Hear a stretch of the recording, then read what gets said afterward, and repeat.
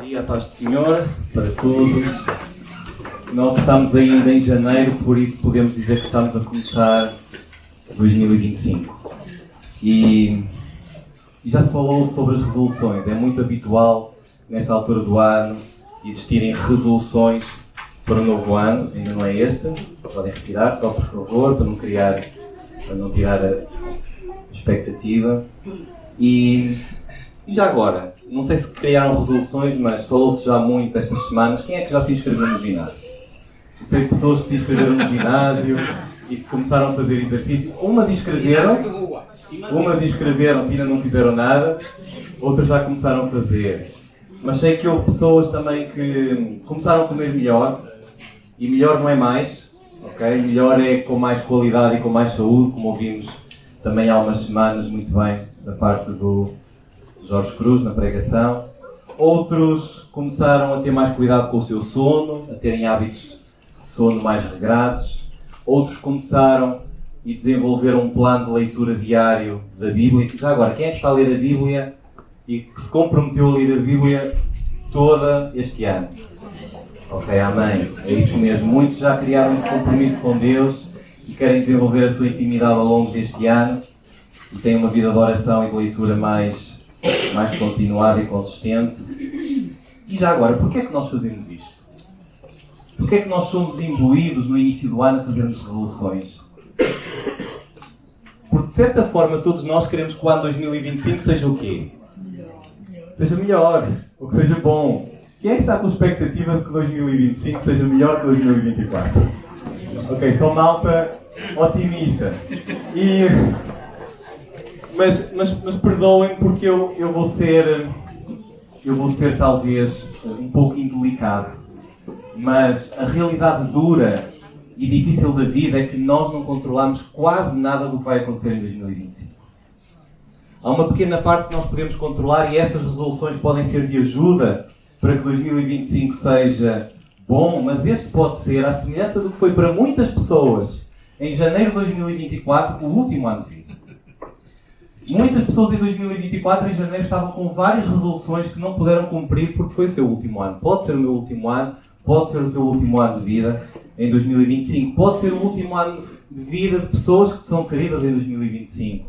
Pode ser o ano em 2025 que os teus projetos vão ser destruídos ou que os teus sonhos vão desmoronar. E esta é a realidade dura da nossa existência. E existiu uma mulher, agora sim, Corrie ten Boom, que era uma cristã holandesa durante a Segunda Guerra Mundial, que a sua família escondeu em sua casa judeus perseguidos pelos nazis e que nesse processo de conservação das suas vidas, eles acabaram por ser denunciados, traídos, presos e levados para um campo de concentração. E naquele campo de concentração, Corrie perdeu o seu pai e a sua irmã. E conta-se que mesmo naquele contexto adverso, Segunda Guerra Mundial, campo de concentração com todas as limitações e vulnerabilidades, ela continuou a partilhar a mensagem de Deus e de esperança naquele campo. E sabemos que depois da guerra, Corrie acabou por sobreviver e ao longo de toda a sua vida ela dedicou-se a contar a sua história de sobrevivência e perdão a todas as pessoas à sua volta. E por isso mesmo ela escreveu este livro que certamente muitos já leram, Refúgio Secreto. E lá ela conta a forma como ela usou a sua vida, como ela usou a sua dor, como ela usou o seu sofrimento e as suas perdas para contar sobre a mensagem de esperança e fé que nós podemos ter em Jesus. A vida de Corrie é um exemplo claro e real de como Deus pode transformar o mal em bem. De como Deus pode usar as nossas adversidades e sofrimento para algo bom. Para escrevermos uma história de esperança e de alegria. E a passagem bíblica de hoje, que nós vamos ler, vai nos ajudar a entender porque é que Corrie viveu como viveu e vai ajudar-nos a olhar agora para 2025 com expectativa e esperança. Ainda que 2025 traga dor e traga sofrimento. Mas o que nós vamos ler vai nos ajudar a que, mesmo com isso, mesmo com essas coisas que nós não controlamos, possamos encarar 2025 com alegria e com esperança. E por isso gostava de convidar-vos a abrir na carta que Paulo escreveu à igreja em Filipos, em Filipenses capítulo 1. E vou pedir que fiquem com as vossas Bíblias abertas, porque nós vamos percorrer vários versículos e tentar extrair o que é que Deus tem para nós nesta manhã. Filipenses capítulo 1. E vamos fazer a leitura desde o versículo 12 até ao versículo 21. Filipenses capítulo 1, versículo 12 ao 21. E já que falamos em exercício, vamos ficar de pé, não só por causa disso, mas por reverência à palavra do Senhor. E então diz-nos assim, Filipenses capítulo 1, versículo 12. Quero ainda, irmãos, cientificar-vos que as coisas que me aconteceram têm antes contribuído para o progresso do Evangelho. De maneira que as minhas cadeias em Cristo se tornaram conhecidas de toda a guarda pretoriana e de todos os demais. E a maioria dos irmãos, estimulados no Senhor por minhas algemas, ousam falar com mais desassombro a palavra de Deus. Alguns, efetivamente, proclamam a Cristo por inveja e porfia. Outros, porém, o fazem de boa vontade. Estes, por amor, sabendo que estou incumbido da defesa do Evangelho. Aqueles, contudo, pregam a Cristo por discórdia, insinceramente, julgando suscitar tribulação às minhas cadeias. Todavia, importa. Uma vez que Cristo, de qualquer modo, está sendo pregado, quer por pretexto, quer por verdade, também com isto me regozijo. Sim, sempre me regozijarei. Porque estou certo de que isto mesmo pela vossa súplica e pela provisão do Espírito de Jesus Cristo me redundará em libertação. Segundo a minha ardente expectativa e esperança de que em nada serei envergonhado. Antes, com toda a ousadia como sempre, também agora, será Cristo engrandecido no meu corpo, quer pela vida, quer pela morte. Porquanto, podemos dizer estes juntos, para mim, o viver em Cristo, o morrer é lucro. Podemos sentar. Paizinho, nesta manhã nós oramos, Senhor, para que a Tua palavra, que é viva, que é eficaz, que é perfeita, que restaura a alma, que repreende, que corrige, que educa, que ensina, possa cumprir o Teu propósito nas nossas vidas nesta manhã, Senhor. E que ao sairmos daqui saiamos com uma mensagem clara da Tua parte para colocarmos em prática na nossa vida e que a nossa vida seja uma vida agradável aos Teus olhos ao vivermos quer com a abundância, quer com a escassez, quer com a alegria, quer com o sofrimento. Em nome de Jesus. Amém. Então, o tema de hoje é alegria no sofrimento. E esta carta foi escrita por Paulo à igreja de Filipos quando estava na prisão. E o que nós sabemos é que Paulo não estava na prisão porque era traficante de droga. Paulo não estava na prisão porque tinha roubado alguma coisa ou porque tinha assassinado alguém ou raptado alguém, mas ele estava na prisão porque falava de Jesus. E muito provavelmente nós sabemos que a prisão era em Roma e Paulo estava a aguardar o veredito final de um processo que já estava a ser bastante demorado. Não é só a nossa justiça que é lenta, a justiça naquela altura era muito, muito lenta. E o que nós sabemos também é que o imperador Nero era quem governava naquela altura e ele não era flor que se cheirasse. Ele era conhecido pela sua crueldade e violência, tendo inclusive assassinado a sua própria mãe. Portanto, Paulo estava de certa forma refém de uma decisão demorada por parte de alguém que não iria certamente dizer palavras meigas a este homem. Portanto, Paulo tinha motivos para estar como? Com medo, preocupado, ansioso, aflito. Mas, curiosamente, esta é a carta conhecida como a carta da alegria. A palavra alegria ao longo desta carta escrita à igreja de Filipos é repetida 16 vezes. Mas não é uma alegria qualquer. Não é a alegria do meu Futebol Clube Porto ganhar o campeonato. Não é a alegria de irmos fazer uma viagem de sonho. Mas esta alegria que Paulo cita também não é uma alegria ingênua ou desfasada da realidade. Ele sabia o que estava a acontecer. Não é uma alegria que pressupõe a ausência de sofrimento, até porque Paulo estava a sofrer. Paulo estava a sofrer por estar ausente e desligado de pessoas com as quais ele amava, e na altura não havia comunicações como há agora. Paulo estava a sofrer pela indecisão do veredito se seria libertado ou se seria executado. Paulo estava a sofrer porque não podia fazer aquilo que mais amava, que era proclamar o Evangelho por todo o mundo. Mas esta alegria que Paulo cita ao longo desta carta é uma alegria que vem de Jesus ou como resultado de estar em Jesus. É uma alegria que é duradoura e que por isso não depende das circunstâncias. E é aqui que nós temos tanto para aprender com este homem que amava a Jesus. Sabemos também que antes desta carta ser escrita houve um homem chamado Epafrodito, que é referido na palavra do Senhor, como sendo um homem que enviou ofertas por parte da igreja de Filipos a Paulo para suprir as suas necessidades. E o que se consta é que este homem, ao entregar as ofertas, partilhou com Paulo a situação emocional da igreja de Filipos. O quão preocupados os filipenses estavam com a situação de Paulo. O quão confusos e com dúvidas eles tinham. Porque eles podiam pensar, porquê é que Paulo, que deixou tudo o que tinha para seguir a Jesus, está a passar por isto?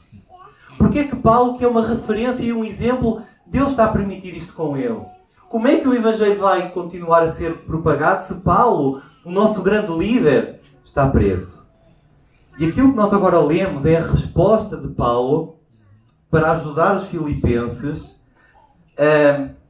a perceberem na realidade o que é que estava a acontecer. Como é que Paulo os animou? Paulo animou os filipenses colocando o sofrimento na perspectiva certa. O que Jesus disse anos antes de Paulo viver era que no mundo teríamos aflições. Portanto, o sofrimento que possamos ter em 2025 não nos deve surpreender nem apanhar desprevenidos, porque nós sabemos que se não tivermos ainda situações de sofrimento, o mais provável é que, como cristãos, nós vamos ter. Portanto, Paulo começa no versículo 12 a dizer o seguinte, ele começa a cientificar-vos, ou seja, ele começa a dar a conhecer algo muito concreto. Ele diz, o que está a acontecer é para progresso. E o que é esta palavra progresso? Em grego, esta palavra progresso significa mudar para muito melhor. E é aqui que eu acho que quando os filipenses ouviram pela primeira vez, podem ter pensado que Paulo podia já estar a ter alguma perturbação do foro psiquiátrico com todo o sofrimento que ele estava a passar. Porque como é que era possível um homem preso considerar que o que estava a acontecer era para algo muito melhor? Esta palavra era muito usada na altura para os exércitos, que derrubavam tudo o que tinham à frente para poderem passar. E ao pensar nisto, veio-me à mente o que Jesus tinha dito sobre as portas do inferno não prevalecerem contra a igreja. E é muito curioso porque a ideia que Jesus passa não é a igreja de uma igreja temerosa e com medo e à defensiva, para não perderem no sofrer golos. Aqui a ideia é uma igreja ofensiva, uma igreja que vai e leva tudo à frente e que cumpre os seus propósitos sem que ninguém a possa impedir. E de forma muito interessante, nós vemos aqui uma clara oposição entre o diabo estava a procurar usar a prisão de Paulo para o destruir e Deus estava a usar a prisão de Paulo para destruir o Império das Trevas. Conseguem ver esta ideia? É como se alguém estivesse a dar um tiro e eu tivesse uma armadura e o tiro voltasse contra essa mesma pessoa. E as barreiras que o diabo estava a colocar para Paulo, Deus estava a usar essas barreiras e a transformar em pontes para que o Evangelho continuasse a avançar de uma forma bem mais poderosa do que se Paulo estivesse fora da prisão. E assim é na tua vida e na minha vida. Deus pode usar todas as barreiras, todos os obstáculos, toda a dor e todo o sofrimento para usar isso para algo de bom. Nós sabemos que Paulo escreveu também aos Romanos dizendo que todas as coisas cooperam para o bem daqueles que amam a Deus, daqueles que são chamados segundo o seu propósito. E a Bíblia é repleta de relatos em que isto acontece. Lembramos, por exemplo, de José. O que é que aconteceu com José? Sofrimento, rejeição, traição, abandono, injustiça. E José conseguiu perceber ao longo da história da sua vida que tudo aquilo que aconteceu, dizia ele aos seus irmãos, vocês na verdade intentastes o mal contra mim, porém Deus o tornou em bem para fazer como vedes agora, que se conserve muita gente em vida. Mais uma vez o mal, Deus pegou nele e transformou em bem. E temos o exemplo de um dos grandes homens sofredores da Bíblia, que todos admiramos, mas ninguém quer passar por aquilo que ele passou. Jó.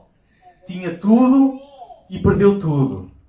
E no meio do seu sofrimento, sem ele nem os amigos entenderem o porquê, no final Deus deu-lhe uma clareza e uma perspectiva que ele antes não tinha. Então ele disse que conhecia Deus e inicialmente só de o ouvir, mas agora os olhos dele o viam. E Jesus é o exemplo mais perfeito e pleno de alguém que, com todo o seu sofrimento, o Pai usou esse sofrimento para o bem. Jesus foi o único homem que viveu uma vida perfeita, mas foi tratado de uma forma injusta, cruel, porque morreu na cruz por ti e por causa de mim. E não foi sofrimento físico o que gerou mais dor a Jesus. Não foram os pregos, não foram os açoites, não foi o escárnio, não foi o gozo e o abandono de Jesus. O que é que foi? Foi a separação do Pai. Deus meu, porque me desamparaste? E Ele separou-se do Pai para que tu e eu agora, pelo sacrifício e dor e sofrimento de Jesus, nunca mais sejamos separados do Pai. E possamos estar sempre com Ele, não só aqui, mas eternamente. João 3,16 diz, porque Deus amou o mundo de tal maneira que deu o seu único Filho, para que todo aquele que nele crê não pereça ou não morra, mas tenha a vida eterna. Deus transformou o sofrimento de Jesus no maior presente, na maior oferta que eu e tu poderíamos receber em vida, na maior oferta que nos enche o coração de alegria plena e de satisfação. No versículo 13, o que é que nós lemos? Nós lemos que Paulo referiu que no palácio todos puderam ouvir falar sobre Jesus. E segundo o que Lucas descreveu no livro de Atos, naquela altura a prisão a que Paulo estava sujeito era uma prisão em que tinha sempre um guarda algemado a Paulo. E o que nós sabemos é que os guardas naquela altura faziam turnos de 6 horas. Portanto, o dia tendo 24 horas, ele tinha 4 guardas que estavam algemados a Paulo. E eu estava a tentar pensar como é que era naquela altura. Não havia TV, telemóveis, rádio, não havia nada para se distrair. O que é que eles faziam naquele momento? Falavam. E o que é que Paulo diria do que nós sabemos e conhecemos de Paulo? Paulo falava daquilo que era a paixão e o amor dele. Quer o guarda quisesse ou não quisesse, porque não podia mudar de canal nem podia fugir, os soldados ouviam falar de Jesus e ouviam certamente os louvores de Paulo. Porquê? Paulo tinha sido preso por falar de Jesus e o que é que ele fazia na prisão? Continuava a falar de Jesus. Era um preso que não ia ter conserto. Porquê? Porque era aquilo que mais o apaixonava. Era aquilo que mais o alegrava. E este compromisso de Paulo em falar de Jesus era superior ao seu bem-estar. Paulo perdeu a sua liberdade, Paulo perdeu os seus direitos, perdeu o seu bem-estar, mas a alegria dele em Jesus era maior que a perda que ele tinha tido por seguir a Jesus. E isto é um enorme exemplo para a nossa vida. Paulo era obcecado por Jesus. E eu penso em relação a mim. E eu questiono em relação a ti. Será que todos à tua volta sabem que tu és cristão? Será que todos à tua volta sabem o amor que tu tens por Cristo? Da mesma forma que Paulo queria fazer questão que todos soubessem. Tens falado de Jesus em situações em que podem te trazer consequências negativas. Graças a Deus em Portugal ninguém é preso, mas há países em que são. Cá tu podes sofrer exclusão, gozo, rejeição, mas pouco mais. Mas mesmo nessas situações em que podes perder, Tu tens falado de Jesus como Paulo? É algo para pensarmos juntamente com Deus. Versículo 14. Por causa de Paulo e de saberem o seu testemunho de coragem e alegria no seu sofrimento, muitos cristãos ficaram mais confiantes em seguir o exemplo de Paulo. É impressionante o poder que a tua vida pode ter para influenciar outros a Jesus. Quantos de nós já não ficámos impactados ao ouvir testemunhos de irmãos nossos sobre aquilo que Deus fez? E eu agora gostava de vos apresentar um testemunho. O pastor Samuel estava a falar da Rosângela e lembrei-me que faria todo o sentido nós mostrarmos o testemunho da Rosângela. E nós lançámos esse desafio com a ajuda da Soraya e da Susana. E ela, com toda a alegria, gravou umas palavras para a igreja, em que tenta contar a sua vida e a forma como ela encara este sofrimento. Como o pastor Samuel contextualizou, a nossa irmã Rosângela está numa situação de doença oncológica, um diagnóstico muito sensível e muito delicado, e ela sabe disso. E nesta fase tão difícil da doença, ela gravou estas palavras que eu gostava agora de mostrar. Olá, queridos, bom dia. É muito bom falar com os irmãos. Eu gostaria de estar com vocês aí, adorando ao Senhor, desfrutando da presença do Senhor no culto pela manhã, percebendo a presença de Deus entre os irmãos.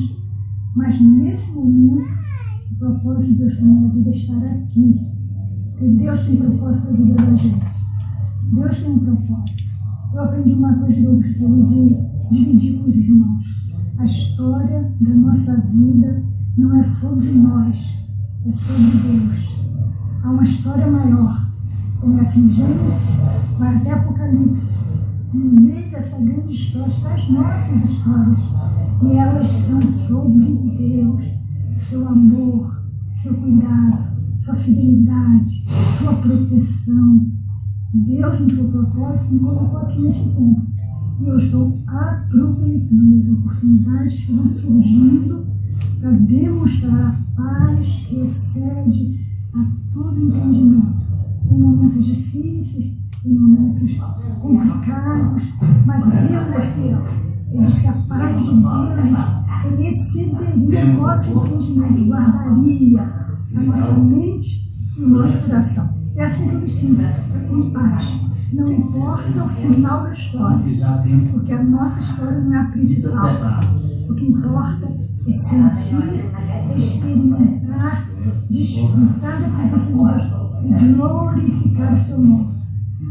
O chamado não mudou. Eu continuo sendo missionária, enviada a Portugal, para fazer a proclamação do Evangelho. Só que a situação é outra. O momento é aqui e agora.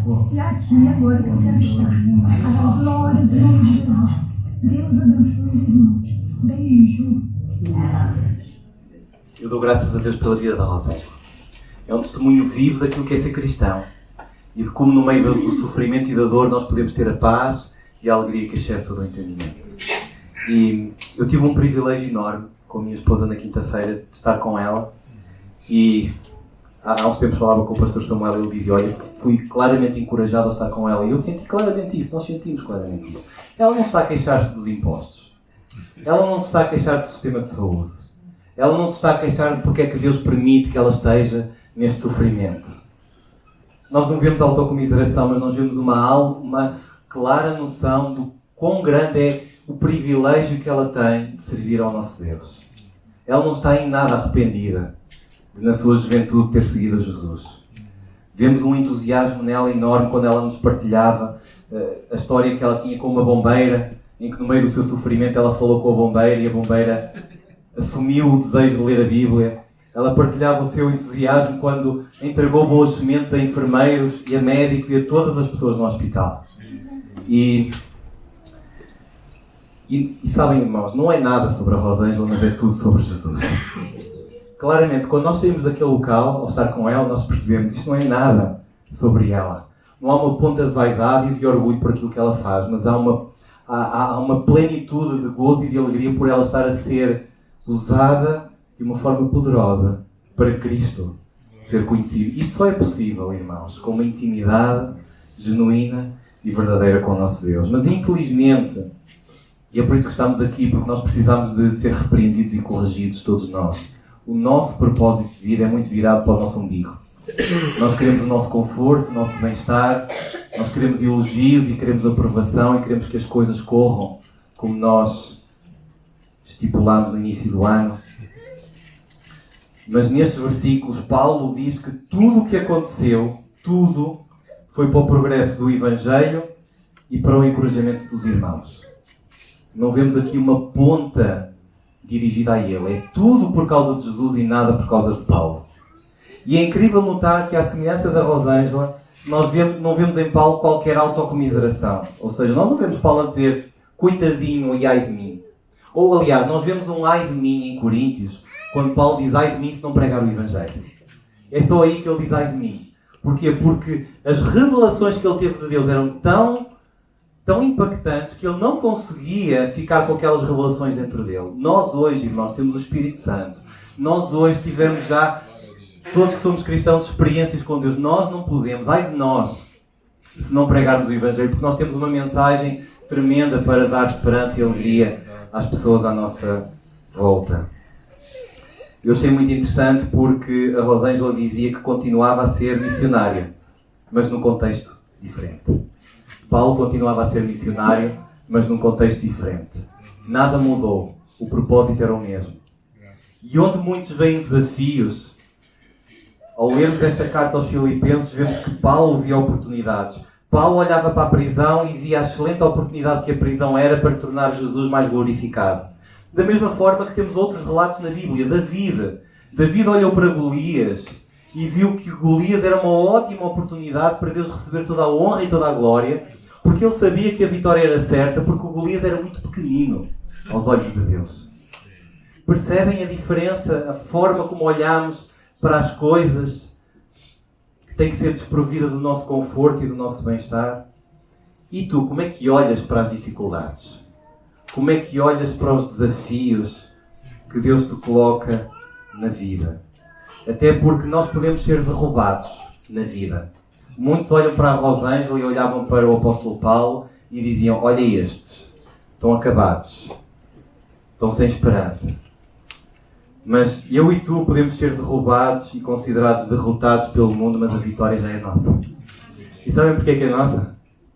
Nós não fizemos nada, mas Jesus fez tudo por nós. Jesus garantiu-nos a vitória que interessa, e unidos a Jesus, nós sabemos que não é por nós, mas por causa do que Ele conquistou na cruz do Calvário. Por isso pode haver dor ao longo da nossa caminhada, mas vai haver tranquilidade na nossa chegada, porque em Cristo nós somos mais que vencedores. Mas o sofrimento de Paulo não era só este. Para ajudar, existiam pessoas na igreja que não queriam ajudar a vida de Paulo. E o chatearam com algumas críticas. E nos versículos de 15 a 18 nós lemos que existia uma animosidade contra Paulo. Existia rivalidades na igreja. E a primeira coisa que podemos concluir é que as críticas não são um mal do século XXI. As críticas e a maledicência sempre existiu, porque é um problema do coração humano. E na altura o que nós sabemos é que existiam líderes invejosos do sucesso de Paulo e que viram a prisão de Paulo também boa, mas não era por causa de Cristo. Era boa porque puderam assumir o lugar de Paulo e obter a honra e o destaque que eles tanto desejavam. E Paulo vai ainda mais longe nestes versículos ao dizer que estas pessoas faziam as coisas de Deus de forma não sincera, ou seja, com motivações obscuras. Os outros não viam, mas no fundo o coração deles desejava o quê? Desejava estatuto e prestígio. Eles usavam Jesus como um trampolim para atingirem os seus propósitos pecaminosos e egoístas de vaidade.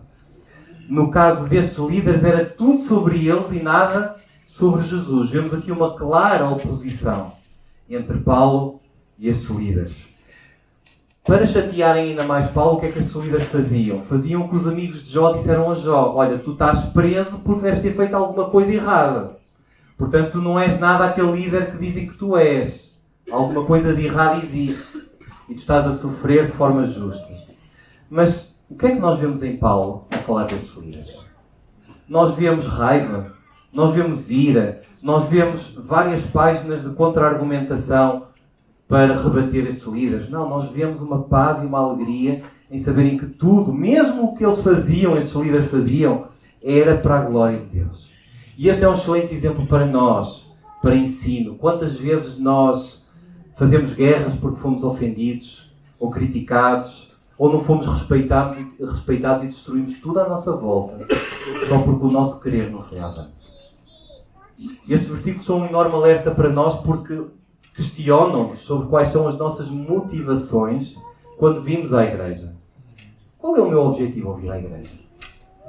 Ou, se quisermos ir um pouco mais a fundo, qual é o meu objetivo quando eu sirvo na igreja? É para obter algum destaque? Ou é para Jesus ter o destaque? É para eu agradar aos pastores ou aos líderes? Ou é porque eu quero que Jesus seja glorificado? E estes pregadores pensavam que Paulo, ao saber que o ministério dele estava a crescer, ele ia ficar mais afligido e frustrado.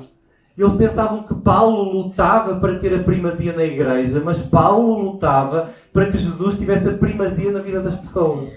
E esta é a diferença total. Parece que estavam todos a fazer a mesma coisa, mas estavam em campos completamente opostos. Eles lutavam para ter a primazia na vida das pessoas. E Paulo lutava para que Jesus tivesse a primazia na vida das pessoas. É uma troca de palavras, mas que faz toda a diferença. E eu pergunto, e contigo? Tu trabalhas e lutas e serves para que Jesus tenha a primazia na vida dos outros? Ou para tu usares isso como um meio para tu teres primazia na tua vida? Eu gosto muito de Charles Spurgeon e ele dizia, há muitos anos atrás, quando era vivo, algo com algum humor. Ele dizia que os meus críticos equivocam-se ou enganam-se ao me julgarem porque não me conhecem de verdade. Eu sou muito pior do que aquilo que eles pensam de mim. Isto só é possível dizer por alguém que é cheio do Espírito Santo e no qual o Espírito Santo lhe mostra o quão mau ele é. Qual era aqui a grande diferença? Charles Spurgeon não se estava a comparar com os maus. Ele estava-se a comparar com Deus. E então ele sabia que as críticas que ele recebia não estavam nem de perto alinhadas com aquilo que ele era diante de Deus. Ele sabia que tinha muita lama a ser retirada. Nós sabemos que na conversão Deus tira-nos da lama, não é? Mas o processo de santificação é Deus ir tirando a lama de nós. Nós já não estamos na lama, mas temos uma natureza pecaminosa que Deus vai retirando e um caráter que Deus vai alinhando de acordo com a sua vontade. Por isso, quando nós percebemos que o nosso valor não depende do que os outros dizem, de justo ou injusto, mas só daquilo que Deus fez por nós, as críticas deixam de ter poder sobre nós. Paulo não usava a sua energia para rebater as críticas. Paulo usava a sua energia toda para que o seu caráter fosse alinhado pela vontade de Deus, para que a sua vida cumprisse o propósito que Deus tinha para ele. Nós vemos no versículo 18 que a alegria de Paulo era superior a qualquer revolta que ele poderia ter por estas críticas. Porque a reputação com a qual ele se preocupava não era com a dele, era com a de Jesus. E aqui vemos um altruísmo enorme na vida de Paulo. Mais uma vez era tudo sobre Jesus e nada sobre Paulo. E nós vemos nesta mesma carta que Paulo diz: alegrai-vos sempre no Senhor. Paulo, mesmo no meio da oposição e das críticas, ele mantinha a alegria. Não havia crítica nem oposição que retirasse a alegria de Paulo, porque ele estava completo e totalmente preenchido pelo nosso Senhor. No versículo 19, nós podemos ver que Paulo sabia que seria libertado. E como é que ele ia ser libertado? Havia duas formas. Em vida, no julgamento, da mesma forma que Pedro foi libertado, da mesma forma que ele próprio tinha sido libertado juntamente com Silas quando estiveram na prisão. Mas ele podia ser libertado pela morte. E esta é a grande vitória que nós temos como cristãos. Independentemente das circunstâncias, nós vamos ser sempre libertados. E nós podemos ter essa certeza. É a palavra do Senhor que nos garante isso. Eu pergunto, tu crês nisto? Tu crês que independentemente das circunstâncias serem boas ou más, tu vais ser sempre libertado? Então porquê é que temos medo? Então porquê é que estamos ansiosos? Nem a prisão nos pode prender, como muitos cristãos perseguidos ao redor do mundo, nem a doença, como no caso da Rosângela, nem mesmo a morte. Porque em Romanos diz-nos que em todas estas coisas nós somos mais que vencedores por meio daquele que nos amou. Porque eu estou bem certo de que nem a morte, nem a vida, nem os anjos, nem os principados, nem as coisas do presente, nem do porvir, nem os poderes, nem a altura, nem a profundidade, nem qualquer outra criatura poderá separar-nos do amor de Deus que está em Cristo Jesus, nosso Senhor. No versículo 20 e 21, Paulo demonstra aqui um compromisso em querer engrandecer a Jesus, seja através da vida ou da morte. Nós não vemos aqui, eu vou engrandecer a Jesus se as coisas acontecerem como eu defini. Não, ele está disposto a engrandecer a Jesus em todas as circunstâncias. E isto faz-me lembrar quando Jesus diz aos seus discípulos: se alguém quer vir após mim, a si mesmo se negue, toma a sua cruz e siga. O que é que quer dizer engrandecer Jesus com o nosso corpo? Com a nossa vida? Quer dizer dizermos que não ao conforto, aos interesses que nós temos, talvez a alguns sonhos, talvez a alguns projetos, e dizer que não a essas coisas em prol de Jesus, colocando em primeiro lugar nas nossas vidas. Por isso o caminho, irmãos, para uma verdadeira alegria como a que Paulo tinha nas circunstâncias adversas, a chave ou o segredo para uma verdadeira paz como aquela que nós vimos a Rosângela testemunhar, é nós negarmos a nós mesmos e darmos o lugar a Jesus. É a morte para mim mesmo. É a morte para as críticas, como Paulo. É a morte para os pecados de estimação que nos podem ter vindo a controlar ao longo de anos ou décadas. Porque quando nós morremos, é esta morte que Deus usa para transformar em bênção pela vida que Ele nos dá. E existe uma eternidade muito superior às críticas que nós recebemos. Quando nós colocamos as críticas e a maldicência que podem dizer contra nós ao lado da eternidade e das promessas que nós temos da parte de Deus, irmãos, isto não é nada. As críticas não podem nos afetar em nada. A reputação pode ficar manchada, mas o nosso caráter é determinado pela obra de Jesus na cruz, que é perfeita sobre as nossas vidas. Timothy Keller diz que quando eu me esqueço do Evangelho, eu torno-me dependente do sorriso e avaliação dos outros. Porquê? Porque quando eu me esqueço daquelas verdades, e é por isso que temos um curso excelente que é o Liberdade em Cristo, quando eu me esqueço de quem eu sou, do quão amado eu sou, do quão aceite eu sou pelo Deus Todo-Poderoso, nós vamos precisar dos elogios e da aprovação dos outros porque temos uma necessidade de aceitação. Mas quando nós sabemos que somos totalmente aceitos pelo Deus Todo-Poderoso, irmãos, nós não precisamos de elogios nem de aprovação. E pelo lado oposto, nós também não nos vai criar qualquer problema quando somos criticados. Mas, irmãos, se a tua noção ou expectativa de aceitação está numa pessoa, quando tu recebes uma crítica, tu vais morrer. Porque o teu mundo vai desabar. Mas quando o teu coração está plenamente preenchido pelo amor e de saber quem tu és em Deus, venha quem vier. Como Paulo vemos aqui.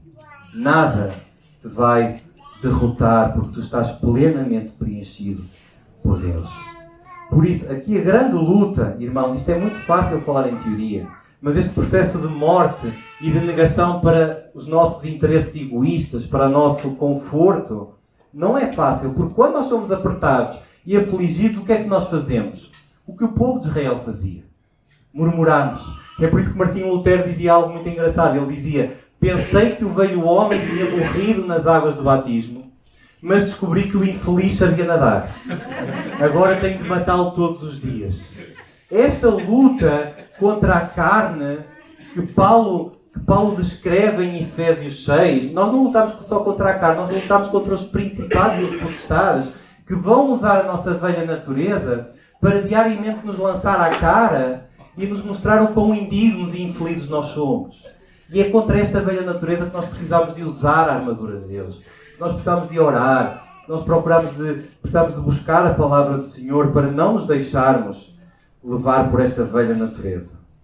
E por último, o versículo 21, que foi um dos versículos usados para o lema de 2024, que passa esta ideia. Se é para estar vivo, eu vou viver para quem? Para Cristo. Até porque a morte, estando em Jesus, já é um ganho. Porque eu sei para onde vou.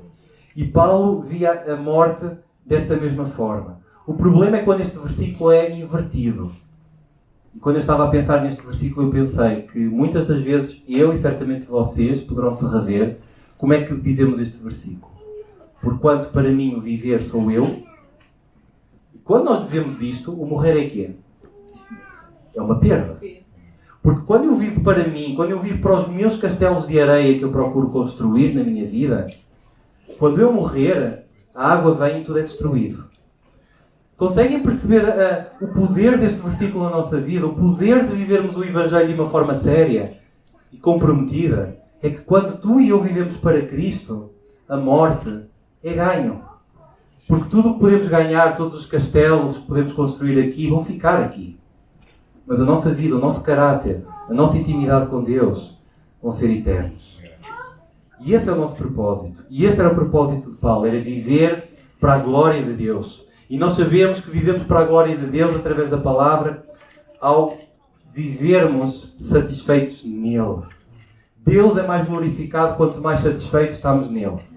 Não é quanto mais satisfeitos estamos em que 2025 corra bem. Ou em que as coisas corram como definimos. Mas Deus é mais glorificado, e eu vi isso, e a Paulinha ao visitarmos a Rosângela, quando no meio de uma adversidade, nós podemos dar glória a Deus. Deus foi glorificado na vida de Jó, porque Jó tinha tudo, e Deus tirou tudo, e no final, mesmo assim, Jó continuou a glorificar a Deus. E Deus recebe a glória quando isso acontece. É esta alegria que excede todo o entendimento. E esta é uma mensagem que precisa ser pregada no século XXI, porque no século XXI nós vivemos mais do que nunca com alguns deuses. A autoestima, o meu bem-estar, são deuses que têm que ser agradados. Custa o que custar, é tudo sobre mim. Ainda que eu tenha que sacrificar família, casamento, filhos, ou até mesmo saúde. O que a sociedade nos diz é que esses fins, o teu bem-estar, os teus direitos, a tua reputação, o teu sucesso tem que ser a todo custo atingido. E hoje o meu propósito é muito claro da parte de Deus. É em dizer-te que tu com Deus podes ser mais que vencedor, é verdade. Mas a tua vitória em Deus não tem nada a ver com esta prosperidade que muitas vezes nós ouvimos falar. Se a tua vitória em Deus for só materializada em tu teres mais bens, em tu teres mais saúde, em tu teres uma boa família, isso é uma salvação muito superficial e medíocre. Deus quer que tu vivas outro campeonato. Como se costuma dizer, Deus quer que tu vás para a Liga dos Campeões. Onde tu podes viver esta verdadeira vida que Jesus disse que vinha para dar vida e abundância. O meu objetivo hoje é que tu, ao ouvires a palavra e ao veres o exemplo de Paulo, ao escrever aos Filipenses, é que tu te sintas não bem contigo mesmo, mas bem com a glória de Deus. Bem com a verdade, com a justiça, com o poder, com a autoridade, com a majestade de Deus, ao ponto de que ao veres isso, tu te esqueces de ti mesmo. Entendem a diferença? Ao veres isto, ao presenciares esta glória de Deus, tu te esqueces de ti mesmo. Porquê? Porque percebes que é tudo para ti. E quando isso acontece, tu tornas-te discípulo. Eu queria terminar só com esta questão. Há muitos fãs de Jesus. Há muitos milhões de fãs espalhados pelo mundo. Mas há poucos discípulos. E há uma enorme diferença entre tu seres um fã de Jesus e um discípulo. Os fãs procuram conforto. Os discípulos estão dispostos a assumir um compromisso. Os fãs são consumidores, procuram perceber o que é que vão ganhar com o que Jesus tem para dar. Mas os discípulos são contribuintes. Doam as suas vidas, o seu tempo. Os fãs ficam na bancada. Os discípulos são aqueles que arregaçam as mangas e entram no jogo. Os fãs trabalham a part-time, ou seja, só quando sobra algum tempo podem dar algo a Jesus. Os discípulos trabalham a full-time, ou seja, em toda a sua vida, na família, no trabalho, na igreja, eles dedicam-se a Jesus. Os fãs seguem a multidão, se todos forem naquele sentido eu também vou. Os discípulos seguem a Jesus ainda que sejam os únicos a seguir. Os fãs ouvem apenas a palavra, mas os discípulos cumprem e praticam a palavra. Os fãs vivem de acordo com os seus sentimentos. Segue o que sentes, que era um slogan há uns anos atrás. Os discípulos, ainda que não sintam, eles vivem de acordo com a fé em Jesus. Os fãs querem bênçãos. Os discípulos abraçam lutas e desafios para Jesus ser glorificado. É tudo por Jesus e nada por nós. E por último, os fãs querem coroa e regalias. Mas os discípulos carregam a cruz e estão dispostos a dar tudo por Jesus, porque sabem que Jesus deu tudo por eles. Por isso, irmãos, Paulo é um excelente exemplo de cristianismo vivo e autêntico, porque ele viveu aquilo que ele dizia. Foi por isso que o lema do ano passado era viver por algo maior. E nós não precisamos de mais nada para viver por algo maior. Nós já temos tudo em Jesus. Só precisamos de nos entregar a Ele e de nos dedicarmos totalmente a Ele. Há uns meses falava sobre esta questão de ver o trono. Nós, irmãos, precisamos todos os dias de ver o trono de Deus. Tal como Isaías, Ezequiel, Jeremias, João, que tiveram visões de Deus. Paulo, que foi transportado ao terceiro céu e viu e ouviu coisas impressionantes. O que eu e tu precisamos fazer todos os dias é irmos para a nossa casa, fecharmos a porta do nosso quarto e termos tempo sozinhos com Deus, irmãos. Porque Paulo, eu sou apaixonado por Paulo numa medida. Hoje em dia vivemos uma sociedade em que diz que o cristianismo é para quem? É para os fracos. Hoje em dia, as críticas para com o cristianismo é uma bengala o cristianismo. Mas Paulo, nós vemos uma antítese completamente oposta ao que o cristianismo era para Paulo. Paulo tinha tudo. E Paulo largou tudo para seguir a Jesus.